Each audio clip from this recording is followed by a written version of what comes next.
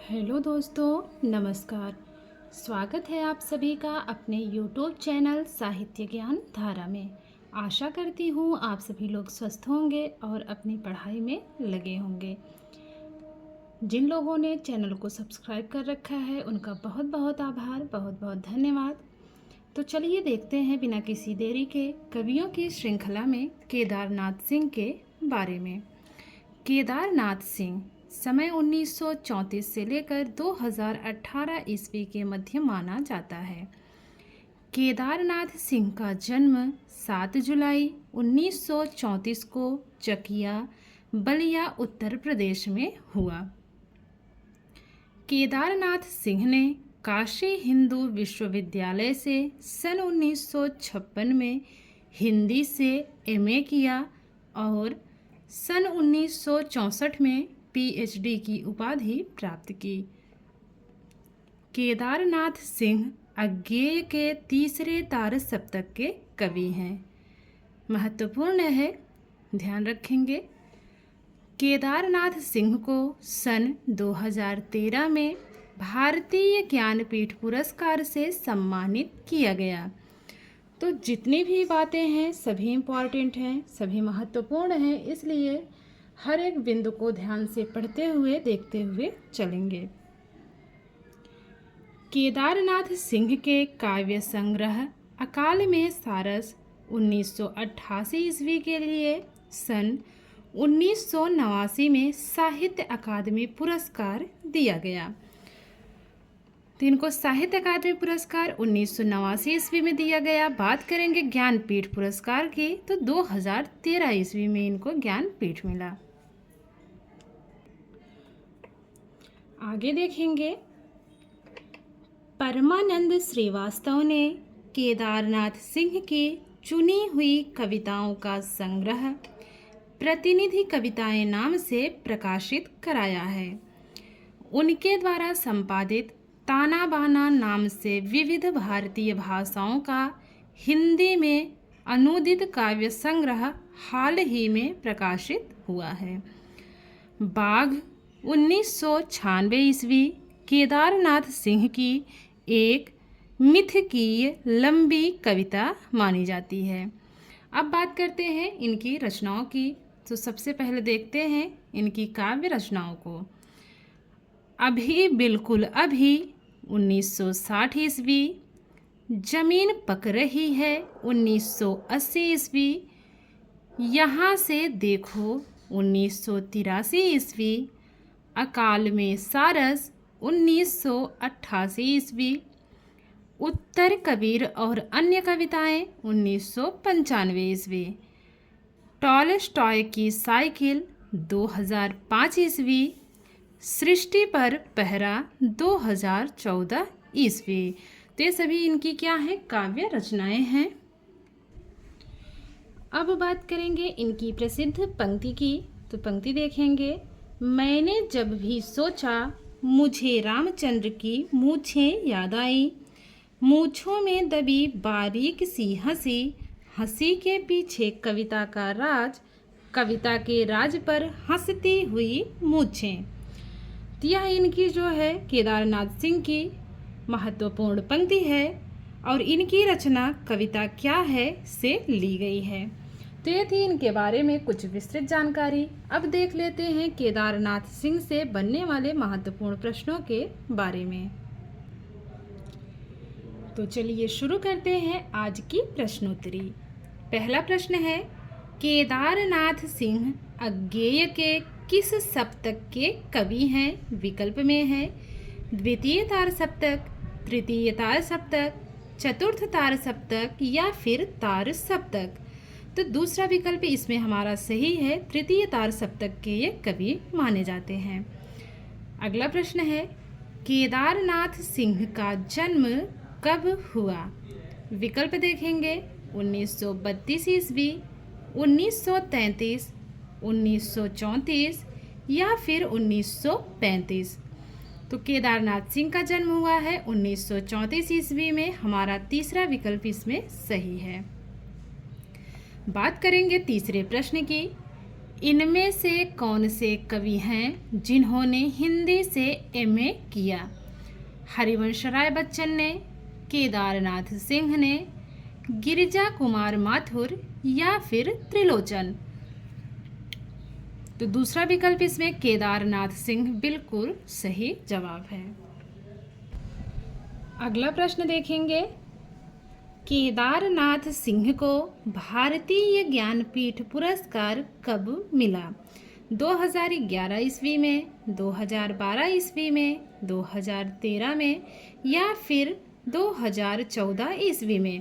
तो इसमें हमारा तीसरा विकल्प 2013 ईस्वी बिल्कुल सही है। तो इसको कैसे कनेक्ट करेंगे? इसको कनेक्ट करेंगे कि तेरे दद्दा केदार गए थे।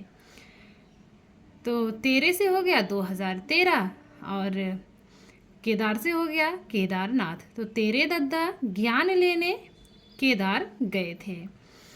बात करेंगे अगले प्रश्न की, केदारनाथ सिंह को साहित्य अकादमी पुरस्कार कब मिला? 1986 में, 1987 में, 1988 या फिर 1989 ईस्वी? तो इसमें हमारा चौथा विकल्प बिल्कुल सही है। 1989 ईस्वी में केदारनाथ सिंह को साहित्य अकादमी पुरस्कार दिया गया।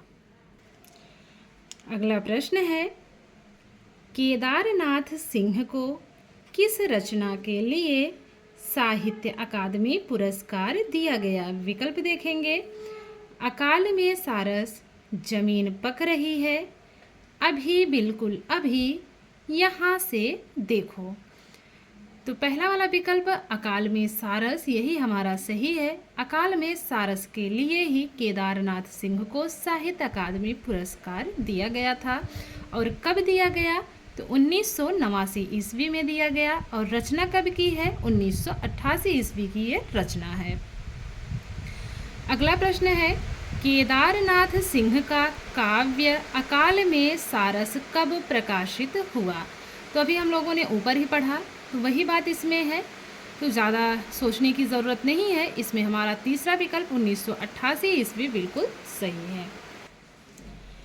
अगला प्रश्न देखेंगे, किस आलोचक ने केदारनाथ सिंह की चुनी हुई कविताओं का संग्रह प्रतिनिधि कविताएं नाम से प्रकाशित कराया? परमानंद श्रीवास्तव, प्रभाकर माचवे, कृष्ण कुमार गोयल या फिर जगदीश गुप्त? तो हमारा पहला विकल्प इसमें परमानंद श्रीवास्तव बिल्कुल सही है। 9वां प्रश्न है, केदारनाथ सिंह का विविध भारतीय भाषाओं के काव्य का हिंदी में अनुदित काव्य है? विकल्प है, यहाँ से देखो, जमीन पक रही है, ताना बाना या फिर सृष्टि पर पहरा? तो हमारा तीसरा विकल्प ताना बाना बिल्कुल सही है। और यहाँ पर शुरू हो गई है बहुत तेज की बारिश। बारिश तो सुबह से हो रही है, लेकिन अभी बहुत ही तेज बारिश हो रही है। चलिए आगे देखेंगे अगले प्रश्न को। प्रश्न है, केदारनाथ सिंह की लंबी कविता बाघ का प्रकाशन वर्ष है? 1994, 1995, 1996 या फिर 1997? इसमें हमारा सही विकल्प है 1996। बात करेंगे अगले प्रश्न की, केदारनाथ सिंह का जन्म कहाँ हुआ? बिलासपुर मध्य प्रदेश, मतसा ग्राम गाजीपुर उत्तर प्रदेश, राजापुर नवाड़ा बिजनौर उत्तर प्रदेश या फिर चकिया बलिया उत्तर प्रदेश? तो इसमें हमारा चौथा विकल्प बिल्कुल सही है। इनका जन्म हुआ है चकिया बलिया उत्तर प्रदेश में। अगला प्रश्न है, केदारनाथ सिंह की लंबी कविता है? बाघ, प्रमथ्यु गाथा, परिवर्तन या फिर ताज? तो हमारा पहला विकल्प बाघ बिल्कुल सही है। यह इनकी लंबी कविता मानी जाती है। किसकी? केदारनाथ सिंह की।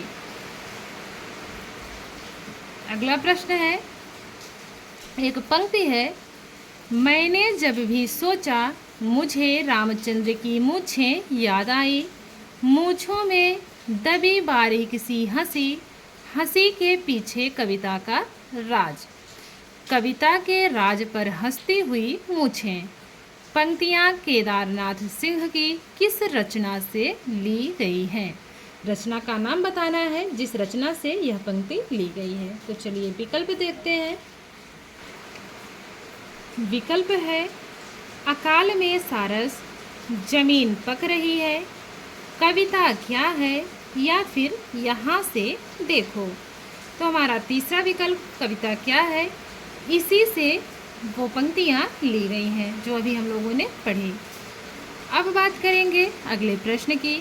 केदारनाथ सिंह के काव्यों का प्रकाशन वर्ष के अनुसार सही अनुक्रम किस विकल्प में है? तो चलिए देखते हैं। पहला विकल्प अभी बिल्कुल अभी, यह कवि की रचना है, 1960 की है।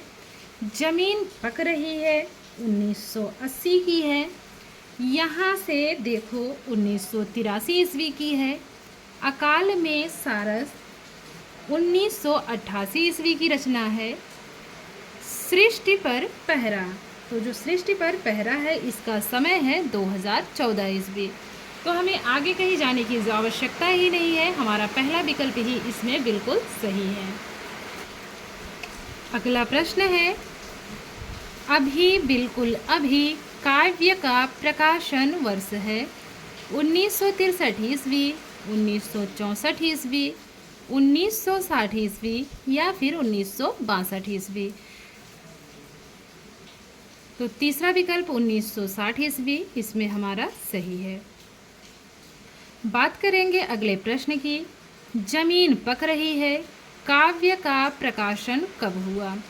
1979 ईस्वी, 1980, 1981, या फिर 1982।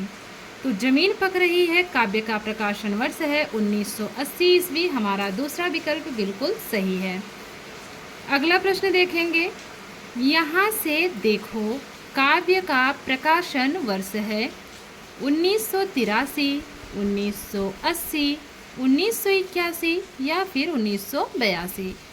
यहाँ से देखो काव्य का प्रकाशन वर्ष है 1983 ईस्वी, पहला विकल्प इसमें हमारा एकदम सही है। अगला प्रश्न है केदारनाथ सिंह की लंबी कविता बाघ का प्रकाशन वर्ष है 1996, 1997, 1998, या फिर 1999। तो बाघ का प्रकाशन वर्ष है 1996 ईस्वी, हमारा पहला विकल्प सही है। केदारनाथ सिंह की लंबी कविता बाघ के कितने खंड हैं? 18, 19, 20, या फिर 21। तो इसके कुल 21 खंड हैं, चौथा विकल्प सही है। अगला प्रश्न देखेंगे। केदारनाथ सिंह का निधन कब हुआ? 2021 में, 2020, 2019, या फिर 2018। तो 2018 बिल्कुल सही है, हमारा चौथा विकल्प। आशा करती हूँ आज की वीडियो आप लोगों को पसंद आएगी। अगर वीडियो पसंद आए तो प्लीज़ लाइक कीजिएगा और कमेंट के माध्यम से ज़रूर बताइएगा। और आप लोगों से एक बात यह भी जाननी थी कि जो है ये टॉपिक जो अभी चल रहा है ये आप लोगों को सही लग रहा है कि नहीं लग रहा है, क्योंकि कवियों को मैंने इसलिए शुरू किया था कि एक एक कवि के बारे में विस्तृत जानकारी रहेगी, तो ऐसे सभी कवियों के बारे में पढ़ भी लिया जाएगा और कम से कम समय में। तो चलिए ठीक है, मिलते हैं कवियों की श्रृंखला में एक और कवि के साथ। तब तक के लिए सभी को जय श्री राधे कृष्णा, जय श्री सीताराम, नमस्कार।